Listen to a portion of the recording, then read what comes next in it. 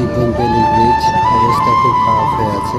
যদিও একটি পাশের নতুন ব্রিজ হচ্ছে, কিন্তু এখানে প্রত্যেক দিনই চলাচল করে হাজার হাজার যানবাহন, যেন মরণ ফাঁদ হয়ে আছে। তাই চেষ্টা করলাম চাপাবাজি মরণ ফাঁদ জায়গাতে যদি সামান্য সিগন্যাল দিয়ে মানুষের জীবনটা বাঁচে, এই সামান্য একটি সিগন্যালের ব্যবস্থা করে দেওয়ার চেষ্টা। একটি লাল কাপড় বেঁধে সিগন্যালের মতো করে দিলাম, যাতে মানুষ দূর থেকে বুঝতে পারে যে এখানে একটি গর্ত আছে বা ভেঙে আছে। এই জন্য লাল পতাকাটা দেওয়ার উদ্দেশ্য এটাই, যাতে মানুষের সুবিধা হয় দূর থেকে বুঝতে যে এখানে একটি সমস্যা হয়েছে।